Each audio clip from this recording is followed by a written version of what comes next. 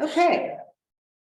So part 2 of 4 of going deeper, reading the Bible. Today we're going to talk about truth and fact and myth in biblical literature. Let's see. So, as people of faith, when we read the Bible, we're reading it because we affirm that it is in some sense true, right? But there's, of course, the question of whether or not that also means it's historically accurate, right? Can it be true and not necessarily be a reliable record of historical accuracy? And if we don't take it as always straightforwardly factual, does that undermine its truth? Are truth and fact synonyms? I feel like we use them that way a lot, right? But if I told you that the Yankees and the Patriots were going to be playing this weekend and asked you who you thought would win, I hope your first question would be, what game are they playing? Right? The Yankees, of course, are a baseball team, and the Patriots are a football team. So if they're playing each other, we want to ask, what game are they playing? So we know what sort of prediction we want to make. And when we approach scripture, it's also important to understand what game we're playing. We talked a lot about genre last week, right? And the way that understanding genre can help us with this question, right? We know how to approach it, how to read it, because we know what to expect, right? Some genres are going to give us historical facts, and some genres are not. They're going to convey truth in a different way. And of course, truth and facts are not the same thing, but that doesn't mean things can be true, right, without being factual, right? Is a poem true? Is the liturgy, in some sense, true, right? Or a lament? And how do we determine their truth value? Factual accuracy is not the basis for deciding their truthfulness, right? Facts only prove what facts can prove. And so the truth or the meaningfulness of something that is a different sort of truth has to be decided on a different sort of basis, right? So we talked a little bit about biblical genres, right? Epistles, prophecies, apocalypse. These are sorts of writings that are going to convey truth that isn't necessarily based in facts the way we think of them, right? We're not going to those genres for a record of what happened and in what order and in what year, right? They're talking about a different sort of truth. And it's worth noting too, that even history, right, isn't a straightforward and objective reporting of facts, right? History is always told from a particular point of view, arranged according to the perspective of the person telling it, right? That's true in biblical history as well. So even when we're dealing with facts or what seem like facts, there's always sort of an interpretation that is happening in there too, right? How events are ordered, what they mean, why they're significant, is going to be part of the analysis that someone who's writing a biblical history is going to do, right? And so we're not necessarily taking truth as factual. We want to be able to divide these different sorts of truths. We're sometimes tempted to think of facts as the more durable, right? As the harder, we talk about the hard sciences and the soft sciences, for instance, right? But facts are neither universal nor permanent. If I say Joe Biden is my president, that's true for me. It's true for right now. It's not true for Mexican citizens. It's not true for, people 10 years from now, right? So it is time bound, it's context bound. And truth, on the other hand, is not necessarily bound in those ways. And so while we might think of facts as more durable, truth is often, even when it is not factual, more enduring, right? Truth can be a little more slippery to try to define. But especially when we're talking about biblical truth, right? When we're talking about truth in this other sense, when we come to biblical literature, we're also looking for this sort of transcendent quality of truth. We're talking about timeless truths. We're talking about the nature of God and the relationship between God and God's people. So just sort of a different goal, different uses for facts and truth as such, right? So some questions to consider. If we don't take the Bible literally, does that mean we're not taking it seriously? Do we come to the Bible for factual accuracy? Do we come to it for something different?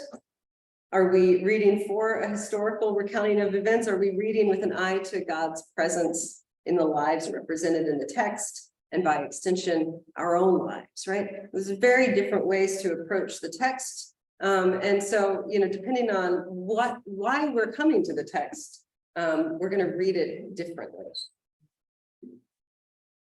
Can these texts still be sacred and true if the things they recount didn't necessarily happen as portrayed?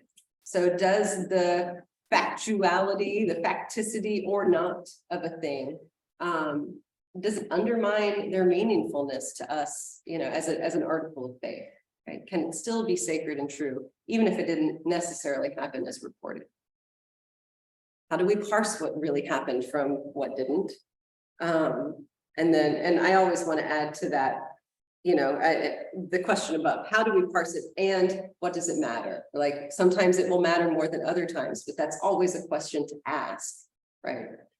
Because sometimes whether a thing really happened or not doesn't really have much to do with how meaningful it is to me, right? It can still be really useful and meaningful and profound, even if it didn't happen as reported. And then how much does it matter to the truth we glean, right? Whether a given story happened as recounted. In some ways, these are ways of getting at the same question.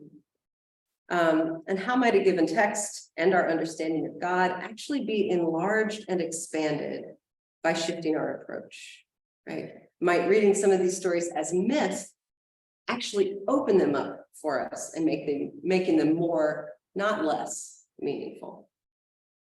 So before we move on, I just want to pause because these are a lot of questions, and I welcome your questions or comments or observations before we move on.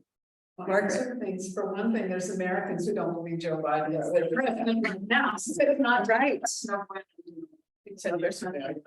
And the other things that science and we call facts, since I used to work at the National Academy of Sciences. I mean, science is a human construct. And it's, what is established as scientific fact is based on an ongoing conversation and experiments, and they correct each other over time and achieve this. Right. What we think of as scientific fact. So yeah, I think that's an excellent point. And lots of these scientific facts are based in theories, right? Not things that we can verify. Yeah. Carl. Just to actually expand on what Margaret was saying, I was thinking of the science often works by levels of abstraction, and it depends on what your purpose is. So we live our daily life on the assumption that no single thing can be in two places at once, and that conforms with Newtonian mechanics and everything else. When you get to quantum mechanics, that's not true. So I don't know which the fact is, which the truth is, but we live by the common sense. If I can use that term. That no, I mean they're here or there, not two places at once. Right, and we treat that as a fact, right? Like we tend to treat that as a fact, just in sort of like informal discourse and assumptions, right? Yeah, and to your point, it isn't necessarily. I love that example. Thank you. This is what's so intimidating about preaching to you all. I'm just sitting here going like, oh my God, I can't believe I'm preaching to you guys. You guys are like, yeah, that's amazing. Sarah wants to know more about me. Right, exactly. Actually, really worth validating. They could be super. But Sarah, Sure. I really did, I really appreciate you just making that distinction between truth and fact. I think that putting language to things like that opens our minds, and it is true that there are these subconscious ideas that we operate from, like what actually happened, you know, like take the birth story of Jesus. Like it actually shakes people when they find out that those stories didn't happen. Right, Like, you know, like Matthew has a version, Luke has a version, they do not sound the same. right. And most likely they were made up for a very particular purpose. But we find ourselves like, then we start going like, well, if that didn't actually happen, then what else is true in the Bible? Right, right. Yeah, What you're saying is that like if the minute so we approach it like if you pull on one thread, the whole thing falls apart. But that's totally the wrong way to start looking at scripture. You're saying, okay. yeah, so yeah, I'm saying that the truth does not depend necessarily on that thread being woven in exactly the way we might think it is, right? That the whole thing isn't necessarily going to unravel if we tug on that, because the truth is coming from is a different sort of thing, right? Yeah, exactly. I would just want to take a second to check in with our folks on Zoom. Are you able to hear the discussion in the room? Kind of. Okay, so we'll try to speak up so that you can hear the comments of folks in the room as much as possible. All right, so let's talk a little bit about myth. We often use the word to mean something that's not true, right? It often gets used as an antonym for truth, but that's an incomplete understanding of myth, right? And I think that it shortchanges the fullness of myth and really the purpose of myth. Myths deal with people's fundamental views of life, right? And their struggle to understand their world. Myth is about making meaning, usually in story form, but we also have myths that aren't necessarily expressed as stories, but they are culturally contextual. They express the worldview of a given culture. Here's an example of one that isn't necessarily tied to a given story, but the foundational conviction in like the American ethos, right? That each individual has certain inalienable rights. This is part of our American mythology, right? It speaks to who we are and what we believe, what values we hold, how we see humanity, right? There's not going to be a gene that scientists find that identifies like that's where the human rights live, right? Surgeons are not going to find an internal body part that contains where the human rights live. This is not attached to facts. This is attached to our understanding of how, you know, of the value of each human being and the best way to live in society together.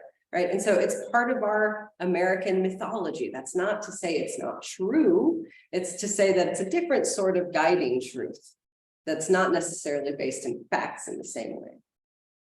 Right. We know that many Americans have been willing to fight and to die to defend these ideas. Right.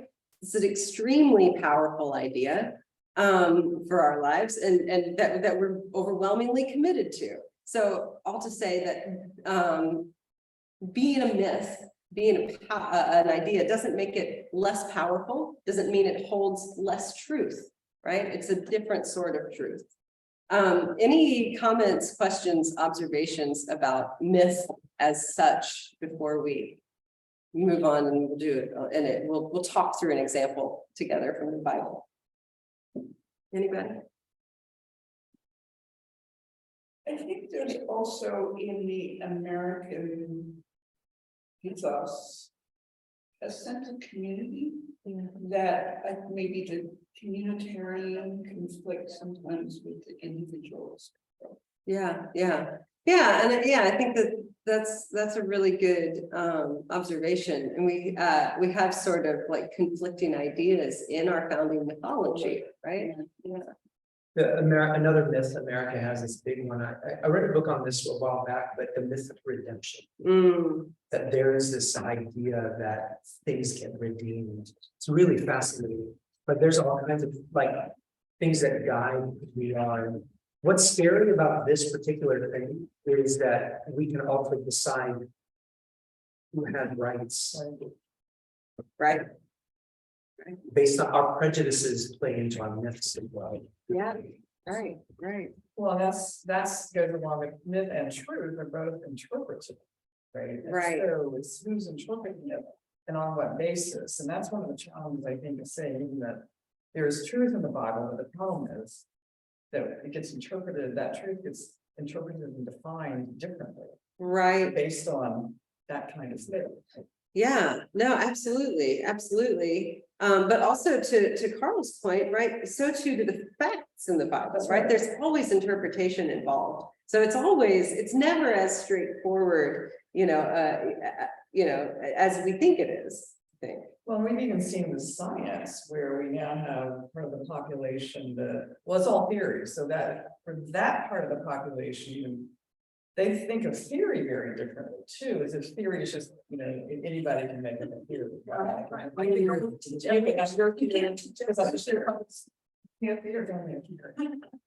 So even that is sort of, there's no anything there for certain types of worldviews. Right. Yeah, I mean, we have to decide what the interpretive standard is, right? Either for ourselves or collectively, as the case may be.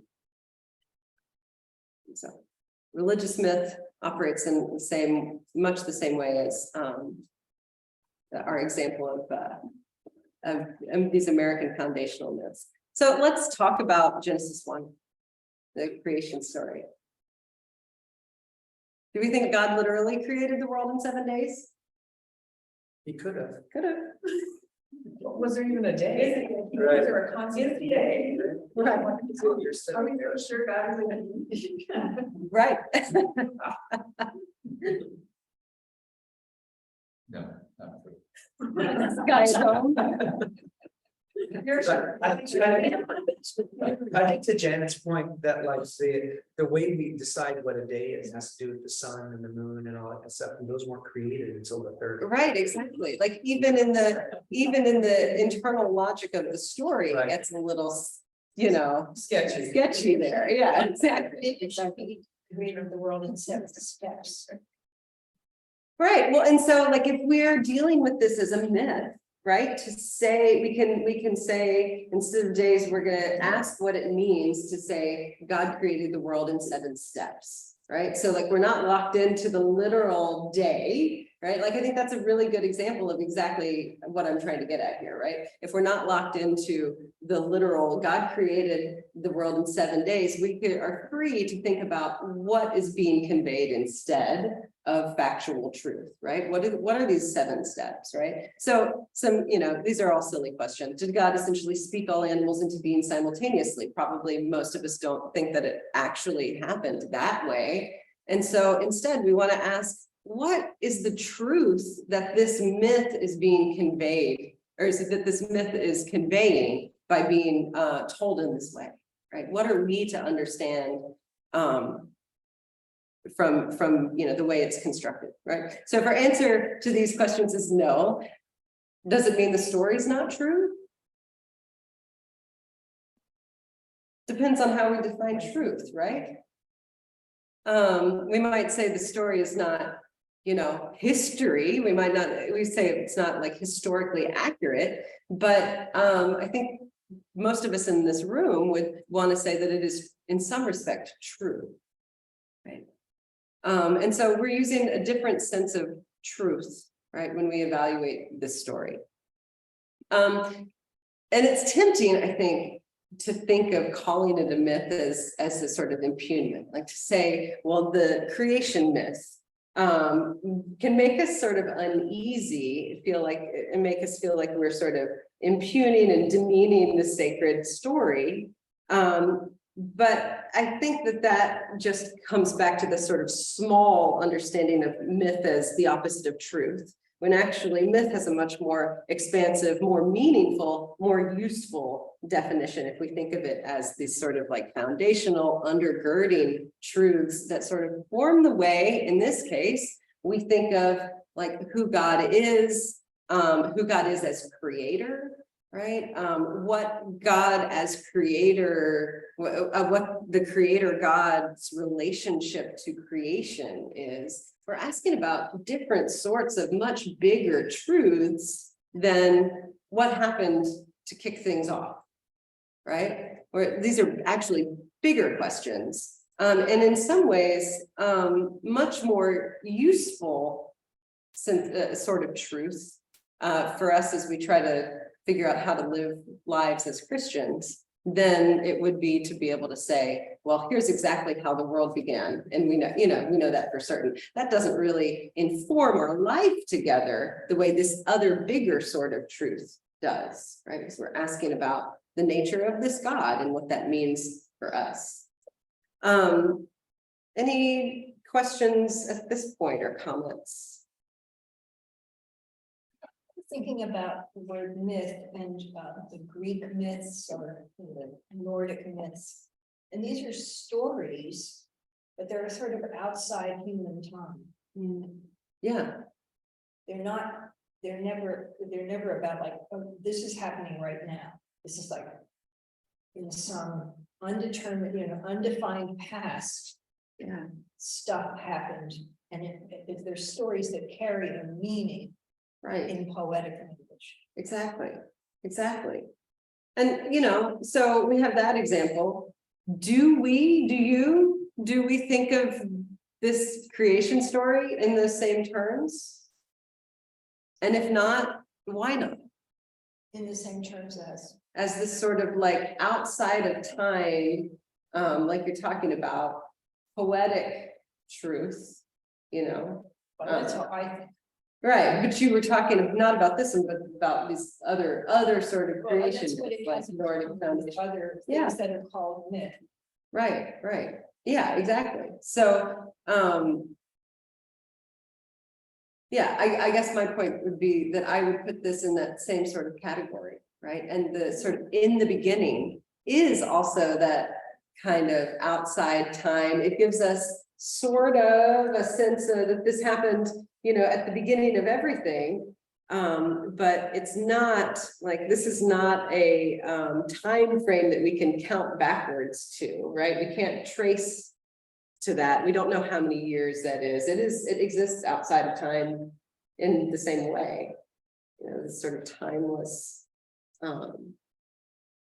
truth is trying to tell us something different than, when exactly and how exactly the world came into being. But I don't know the Greek myths or whatever culture were taught the way that our myth is taught. I mean, we go to school, some of us go to school, learn this stuff. And my impression of Greek myths is it wasn't supposed to be instructive. It was just there. Oral traditions. I may be wrong about that, and I may not know my Greek history, but I think we try to instruct our children in these creation myths. Well, I mean, I think that Christians do, right? Which is part of, but like we also instruct our children in the sort of like more nebulous American mythology that I was referring to a few minutes ago, right? Like we instill all of the, like, I guess I think that your point about the Greek myth sort of just like being there is very similar to the way that this operates or the way American mythology operates, right? It's just sort of understood as a framework that makes sense of the world, right? It makes sense of our particular, slice of it, our particular way of being in it. So, we call on and rely on these sort of the American mythology, these American ideals, as the sort of, container that holds us all, and within which we operate, right? And the same thing with any of these sort of foundational creation myths. For us as Christians, this Genesis story operates in much the same way, right? We just sort of like, we know it by heart. We know that, we say that God, we can talk about all these things, that God separated the heavens from the earth, that God created all of the, birds of the air and the creatures of the sea and the, all the animals on the land and men and women and that lives in our imagination as something that tells us about who this God is, right? And therefore also tells us about who we are as Christians. And so it's the sort of like undergirding truth that we don't necessarily, it doesn't need to be attached to a system of facts or a recounting of history in order to sort of shape our lives and our understanding of ourselves. I just add it's beautiful, poetical, it's metaphor, I think that's one reason that it's like buried in our unconscious or whatever, if we've been raised, in the church from Sunday school on, so. Yeah. I recently was looking at a YouTube video about ancient Rome and with Mary Beers, the wonderful historian. And I didn't think of this before. She said that these temples, people didn't go to the temples and have worship services. The temples, the only people that went into those temples were the priests and priestesses who were sacrificing to the gods. So it was kind of like, it was very important that the sacrifices be carried out because you didn't want to anger the gods that were like preserving the city or, whatever their task, assigned task of the god was. But so instead of going to school and learning about these things or going to Sunday school, for example, it was just part of daily life that people knew that you had to carry out certain obligations, like you had to pour wine over the graves of people and you had to make sure that the gods got their sacrifices in their temples by people who knew what they were doing. So people were aware of the mythic stories. I don't know how they transmitted them, probably like stories, told at bedtime, I don't know. Which is one of the reasons it's so useful for it to be in story form, right? Like that we get this truth from a story makes it a thing that we can tell at bedtime, right? Because we can remember it, we can sort of remember the moves, the general shape of the story. So it's really helpful to have these sorts of, foundational beliefs that are shaping our lives together and our sense of self and sense of community.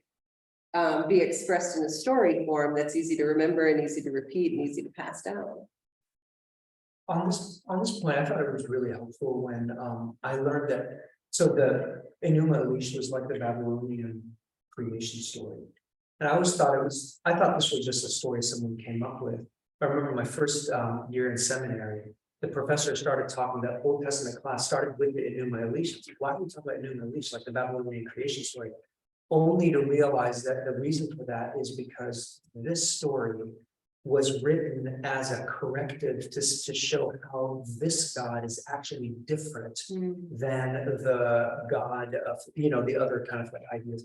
So this idea of myth is interesting because you get to juxtapose the differences. Yeah. Like an eye for an eye and a tooth for a tooth sounds good when you listen to it, but it was a corrective, right? To the idea that if somebody did something bad to you, you could just go all out on them. But it was like a corrective. And this was a corrective in some way. The other thing I'll say is like, I don't care very much about the biblical creation story, but when somebody uses it to say that men are superior to women, then I have to go into this story and show them from this story how that's actually not true. Right. You know what I'm saying? But I wouldn't actually, in my theology, I would start with the creation story as like But maybe that's just, you know, I don't know. Yeah, Or was there a time when the Bible was assembled in the order that we, well, has been, the books of the Bible have been in different order, but at some point, Jewish religious authorities decided to put that creation story at the beginning of their holy book. The canon. Yeah, yeah. let's start at the beginning. With that. And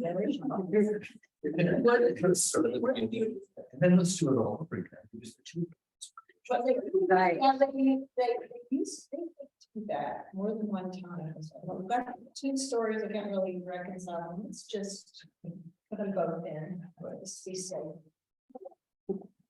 Where is, I don't know about the Quran, but where do they put this story? Someone know? I don't know. I don't either. That was a question. Must read the Quran. something like that. So what about miracles? Wonder what category we want to put miracles in.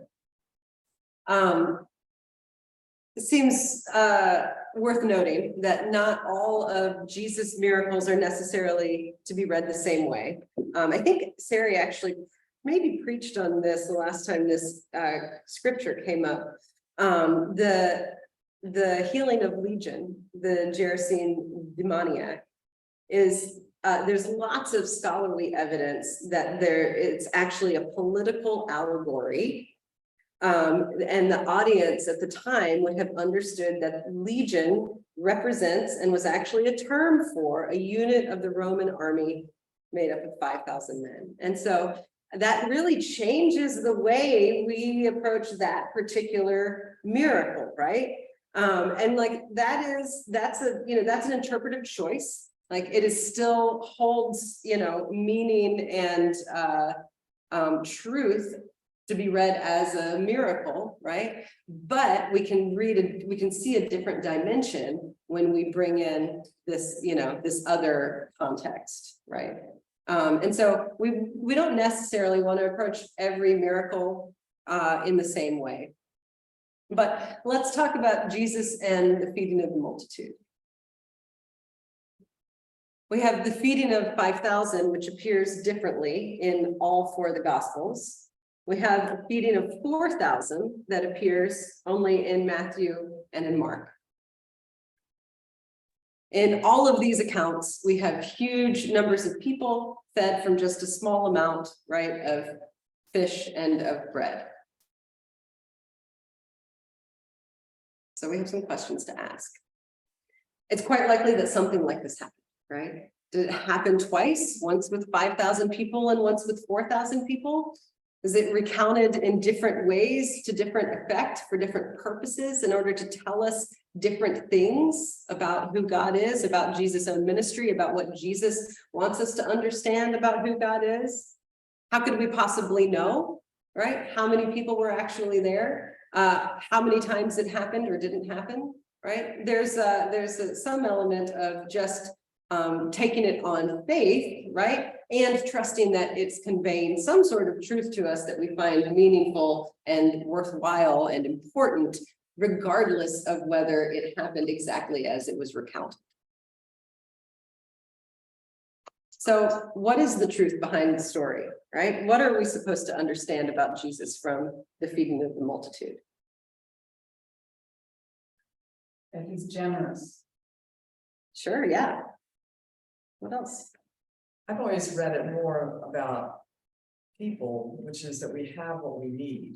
We just need to distribute it appropriately. Yeah, I love that reading. Sarah. Mark, go ahead. Yeah, hi. So I heard an interpretation of this that I liked, that it was about the creation of community. And that, so all these people got together and that it was unlikely that they didn't bring food, but they were keeping it to themselves. But then Jesus created sort of, the story is about a creation of a community where people began to share their food. Yeah, I love that. I love that. It's very similar to the point that Janet was just making as well. And maybe like that's its own sort of miracle, right? Like to have people come and be willing to share what they have with them, such that everybody gets fed. I'd call that a miracle, and so whether it happened by magical multiplication or like divine intervention, or whether it happened because, Jesus was able to like inspire the people there to be to their best selves. It seems like a miracle either way, right? And so that's perfect. That leads into this next question, right? Do the details, do their factual historical accuracy or not? Does that change that truth? Does it change the meaning of the story for us, the truth that we glean from it? I wouldn't say so. I mean, I've always thought of it as, or maybe I only just not, I don't know, the theme of the 5,000, I always think of the story of the stone soup, right? Where the lady only had, all she had was a piece of stone and all the neighbors came and they, one had a carrot and so forth. So I think it's very easy to understand this in those terms, and the truth, it's a story we have in this, whatever it is, a fairy tale about the stone soup. I don't know where that story came from, but just shows the power of that story in that version of it and this story. Doesn't change the truth and its meaning for me. Yeah, I love that. I can imagine though, people feeling like by us interpreting it this way, this is the interpretation in my opinion, this is what we're talking about. Yeah. But I can imagine people, especially maybe in the evangelical world, feeling threatened by that type of interpretation. Because it's like we're trying to explain away why Jesus maybe couldn't have actually just fed 5,000 people and just multiplied it. Like we're giving common human, explanations for things. And so I could definitely imagine and have actually encountered these types of tensions where it feels like we're taking away from the Christology or the divinity of Jesus making him miracles like this. Because it does for some people feels when you're in your own world are unable to help yourself and you want to imagine that God can come through for you with a miracle. That's the need for some to have a God that is that powerful to make that. As opposed to well, it's up to us to help each other. Right. Can feel a little bit more grim sometimes. Like we're trying to rationalize the mysterious. But it also has a limit, that interpretation, and I agree with you that that's out there, right? It's also very limiting because what it says is that if you're supposed to feed all these people, God will shower them with, bread and fish and we don't have to do anything. Right. Yeah, that flip side is really important to take a look at too. Well, and it's your fault if you don't have Faith. enough faith. Right. Well, and I also think that we can read it this way and we need not also say Jesus couldn't have fed the multitude. We might be saying this sort of for lack of a better way to put it, like inspiring us to our best selves might actually be the more useful, instructive truth, right? It might be the more useful miracle than, this just sort of, Jesus makes the fish magically multiply in order to have enough. Well, and also if you take it into then, post resurrection, when he is still here but preparing us for his departure. I mean, he's saying, I've taught you what you need to know. Right. So even if he did do it that day, he's saying, but now you guys are there to do this, because I'm not going to be sitting here anymore. Yeah. Yeah. So it's not going to drop from heaven. You're supposed to be sharing. Right. Yeah. Yeah. So we might even say that that's actually much more useful as that mode of miracle in terms of what it can tell us about what we're doing, what we're supposed to be doing together. Yeah, that's a great point. I love that. So I think about 10 minutes or so ago, you had said something like, well, which myths do we choose to believe and which not? And so the discussion right now is I think kind of showing that there's a primacy to ethical judgment.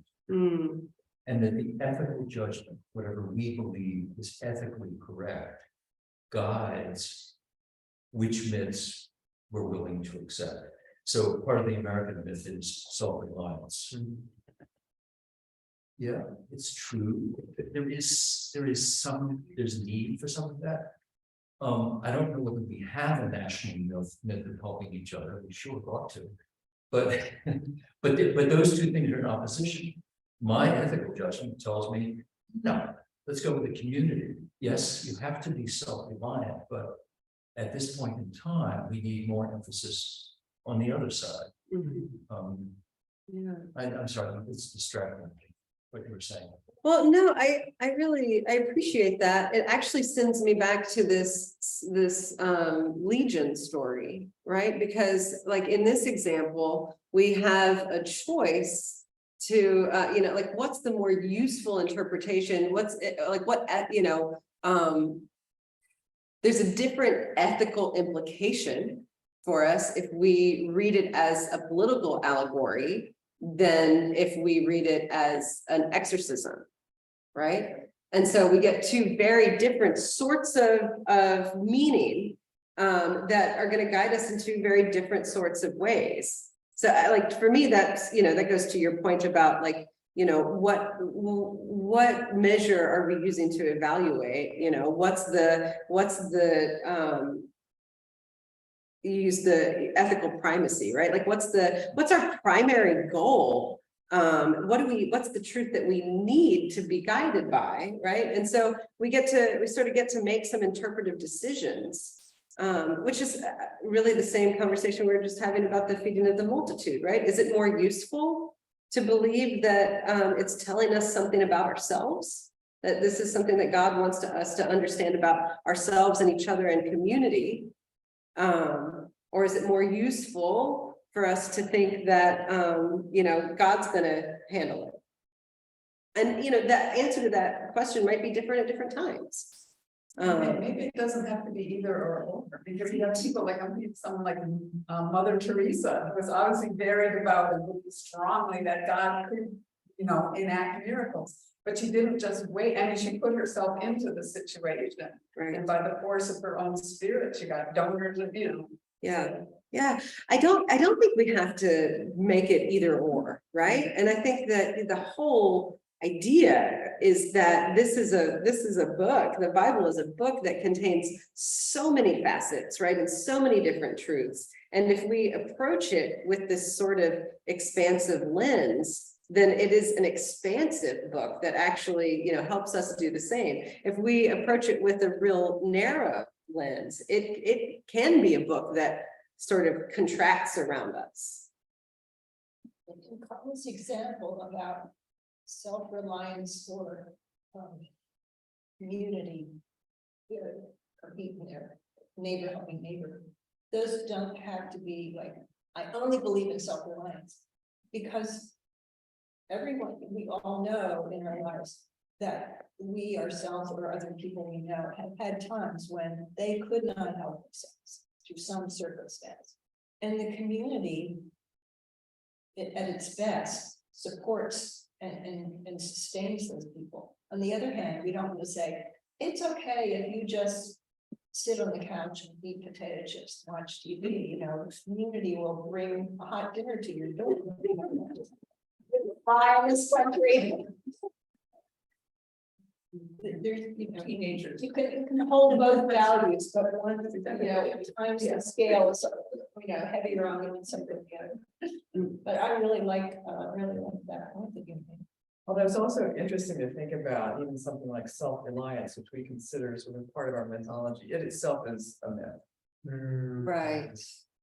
I mean, Really, if you remember when Obama brought that up, and he said, you didn't know this or something like that, crazy.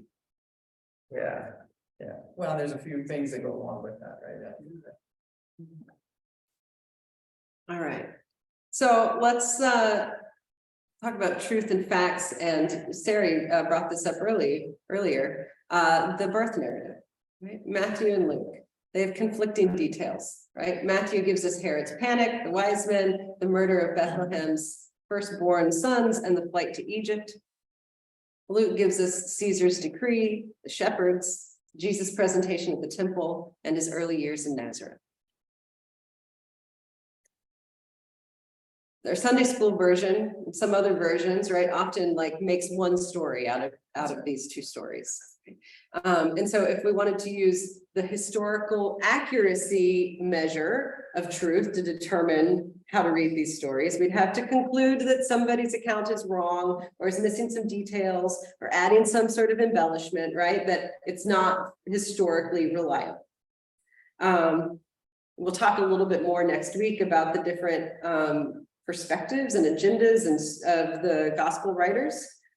So we know too, right, that the different perspectives, different things they want to say might have them prioritizing different details, but that's still relying on that as our explanation still traps us in this sort of narrow literalist way of thinking. And my thing about that is that when the realities of life, which is complicated, start to push against a fragile faith. If we're looking for only things that we can prove, then it is very likely that that faith is not going to hold up, right? But if we can come to our faith looking for a more expansive, less literal truth, right, and way of understanding the world, then there's more room in that. And there's more room for us to see God in our own lives too, because we have become accustomed to this sort of more expansive way of understanding the truth of who God is and how God operates, right? If we take these narratives as mythic, we're reading them differently, right? We're not asking about what happened, but we're asking about how God encounters us, right? Encounters the human. And so we move from this sort of narrow sense of truth, this very fragile fact-based sense of truth, to this larger, more transcendent, and I think much more durable sort of truth that is big enough for us to kind of move around in. You know? We have now talked through a couple of different examples that have a couple of different totally valid and truthful ways of interpreting them. And to Margaret's very good point, have decided that we don't have to choose one or the other, right? And so when we come to scripture with this sort of expansive view, we have we find that it's large enough to hold many meanings, to hold many points of view, right? And to give us different things at different times. We don't always need the same truth, right? Sometimes we need sometimes we need the one kind of miracle, going back to the feeding of the multitude, and sometimes we need the other. And so we don't have to actually decide that, we have to never take anything literally, or we always have to take it literally, right? But it's useful to be able to sort of tell the difference between the two and ask what sorts of truth, what sorts of information about God and ourselves we're getting. Anything on that before I move on? Sarah, yeah, I was just gonna say, okay, now I'm finally comfortable. Right, because all this other stuff before was like, I don't know, I just, to me, faith overrides all of it, right? And you hear what you need to hear when you need to hear it. And so like, now I'm like, oh, okay, now I can exhale. Because like, I'm leaving, I'm like, oh, the truth, and I feel like faith is like you said, if you don't have it, then and you read this literally, and all the points that you made earlier and that everyone else has made earlier. And I think about my kids, my kids are challenged. My daughter, the strong one, is challenges like, well, if this is truth, or if this is, how can the Bible be all of these things at the same time? She kind of looks at it a little bit more binary, and I think her faith isn't as strong, but I think there's just not, that faith doesn't come into play when she's looking at those things. She's also like a scientist, and so she really thinks about things in the factual, way, kind of has a hard time suspending belief of the data. So, and I guess maybe, I don't know, maybe on there too, but like, that's when I'm kind of like, okay. I'm glad you got to this point, because I'm not like waiting for this.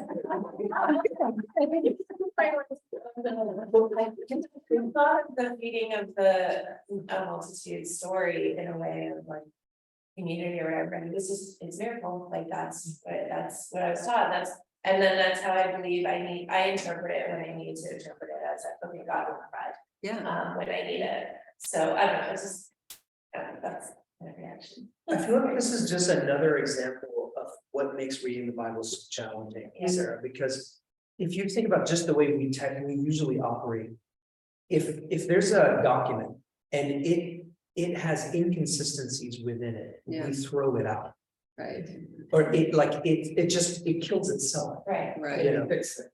Yeah, and so like if you're arguing with someone and they make inconsistent like arguments, right? Or they, their facts are, we will go after that thing and we will destroy them, right? Right, or we'll say that, why would we be Right. arguing? Wait, but a second ago you said this and now you're saying this, how do I know, like, you're just making stuff up? Right, So like, I think it is true that like, I know this from personal conversations, people will say, oh, the Bible, it contradicts itself, so it like self-implodes, it doesn't even hold to anything.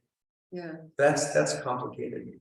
yeah, I guess, yeah, How we're supposed to believe in the gospel stories, if you have this fantastical story about creation, about the Noah's Ark, and all the, all those other stories, which one do you believe, and which one's right?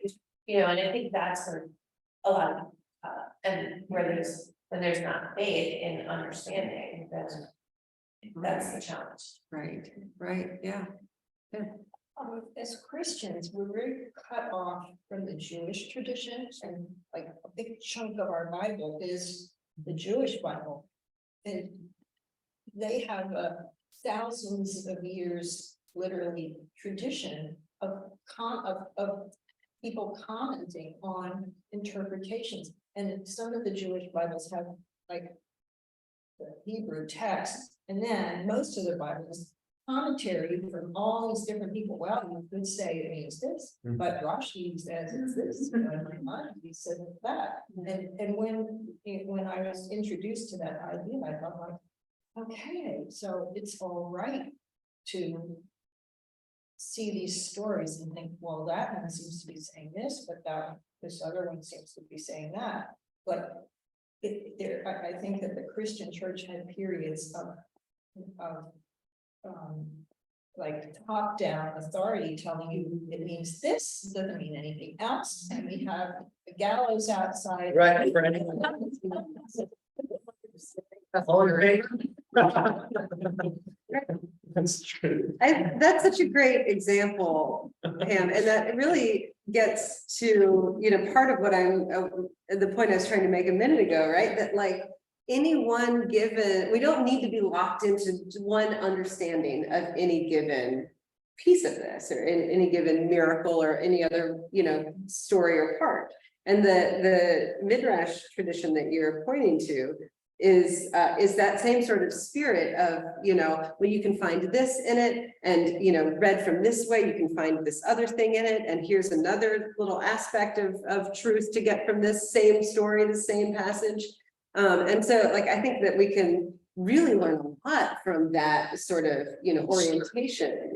Yeah. I mean, yeah, in bar and bat mitzvah, boys and girls, they're given a portion of scripture to interpret in their own, adolescent way for the congregation. And it's encouraged. Yeah. It's kind of required. We should really work that into the confirmations. Oh my gosh. Wouldn't that be fun? We take all year with all the kids. Having you teach us. Well, our Jesuit preachers do that, which is fun. Yeah, that's true. We have just about 5 more minutes. So like, what do you think? Where does this resonate? Where do you feel resistance? Is this compelling? Is it threatening? Is it intriguing, but a little scary? What are your questions? What are your observations?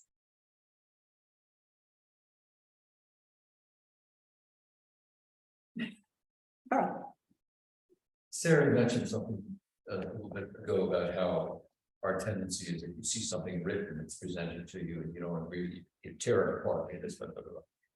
And what I was thinking about at the time is what happens when you separate belief or ethical principles from that task.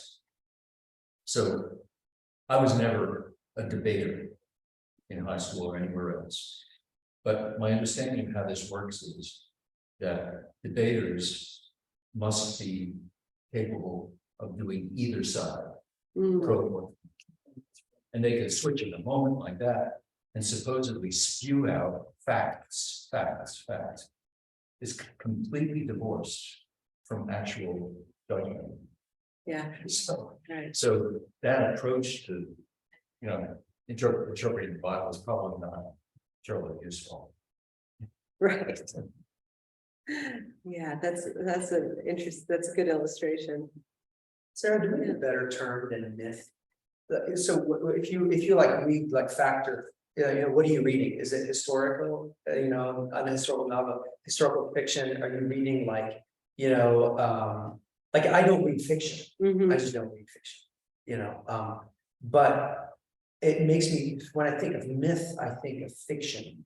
Right. And when you said like, do we interpret those stories, the Bible, the birth narratives as fact, or do we look at them as myth?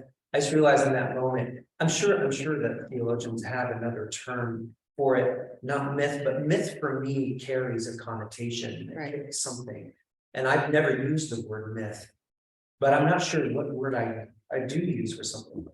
Yeah, I do use the word myth, but I also realize every time I use it that I need to qualify it. Right. Yeah, I kind of have to explain that I'm not saying it's not true, right? I'm not saying that, but I'm using it in this sort of like, foundational framework kind of way. Didn't Jung use the word myth? Carly,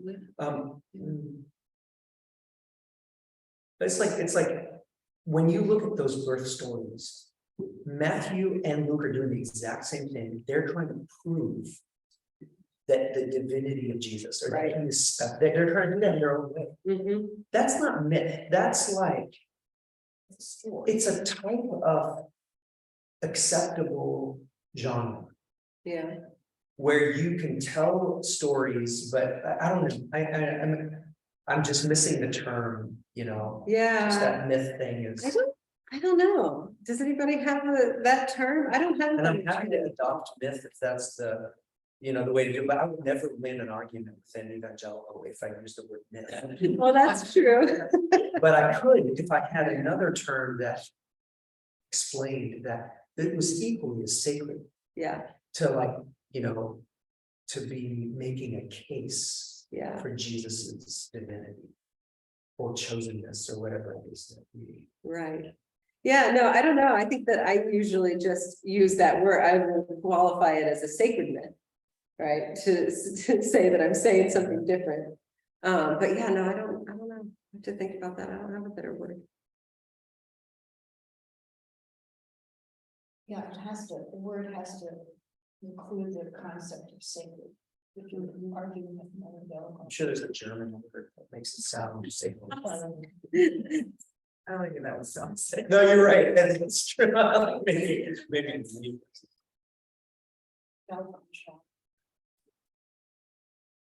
Well, thank you for being here, everybody, and participating in this conversation.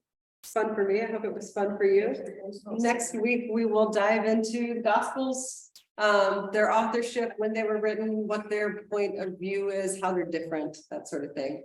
From the same standpoint of how does it help us read them better and understand them more deeply. So looking forward to that. Thanks for all the work you're putting into this. It's been fun. All right, thanks online folks. I'll see you soon. Happy Sunday. Thanks, Sarah.